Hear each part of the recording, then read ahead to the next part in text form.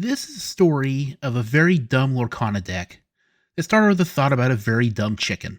Let's dive in. It was quite the journey to get here. In fact, if we're being honest, this deck did not start with the birth of a baby boy in El Paso, Texas on March 16, 1971, who went on to become one of Disney's regular modern voice actors, but instead 10,000 years ago when the people inhabiting what is now modern-day Thailand took advantage of a wild ground-dwelling bird's affinity for bamboo seeds. It was around 8000 BC that domestication of what eventually became the modern chicken began in what is now Thailand. This domestication spread throughout Southeast Asia, and it was from Taiwan that the domestic chicken eventually spread throughout Polynesia. The bird that the first domesticated chickens came from was a red jungle fowl. Look familiar? How about this? Yes, if you've seen Moana, you're probably quite familiar with the particular dim-witted chicken named Hey Hey. If you're a Lorcana player, you're also quite familiar with Hey Hey because it has become a running gag that if even a particular Lorcana set has no other cards from Moana, there is going to be a Hey Hey card. The person behind all of Hey Hey's clucks and screams? Alan Tudyk.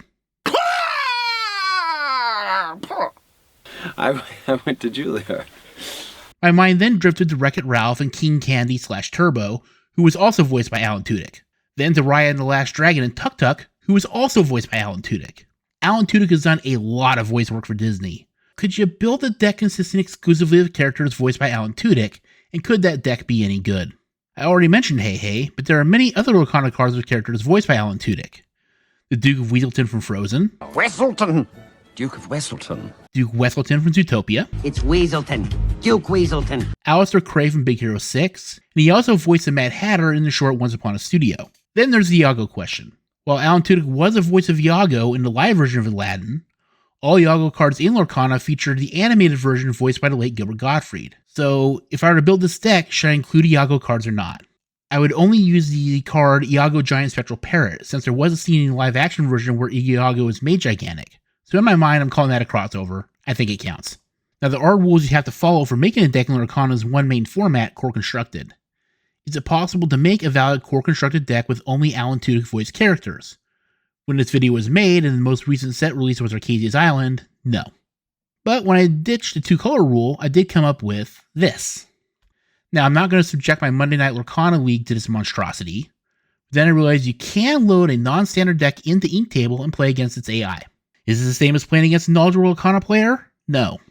Does it avoid the awkward request of asking someone to play against this pile of junk I came up with because my brain operates like a carrier pigeon on too much caffeine? Yes. So I opted for that. For the first game, I went against the Ruby Sapphire Arcadia's Island starter deck. So the strategy is basically playing this like a 60-card draft deck. Card symmetry wasn't really going to be a thing with this, much like when you do a draft, so the emphasis was on getting the cards with bigger base stats out and winning trades, which made the cards like Tuk Tuk Wrecking Ball and the Giant Spectral Iago particularly beneficial. The constant trades also made Mad Hatter utterly eccentric provide card draw later into the game, which was needed because there isn't a lot of card draw in this deck. The Mad Hatter's Teapot also provides some usefulness in forcing discards. Eventually, the constant trading, gaining draws off the discards, and denying useful cards with the Teapot allowed the Alan Tudyk special to grind out the board control and start getting the chance to collect some lore of its own, reaching 20 on turn 10. So, all well and good, but let's be honest, that was against a starter deck, which is kind of like bragging about beating a kindergartner. So it was time to up the ante to facing off against a Sapphire Steel Oswald items deck with a full set of both the now banned Hiram Flowersham and Fort of Spirit cards on board. How did that go? Yeah, not great. Not one, but 2 Oswalds on turn 3 was the first sign things were not going to go well in this game.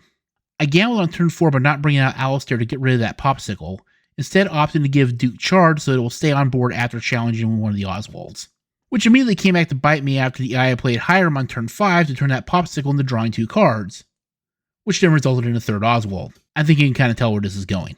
Tamatoa came out on round 7, the other Tamatoa came out on round 8, along with a free Lucky Dime, turn 9, and... So, here ends the story of the Alan Tudyk special. Experiment inspired by 10,000 years of avian evolution, and one of man of many voices.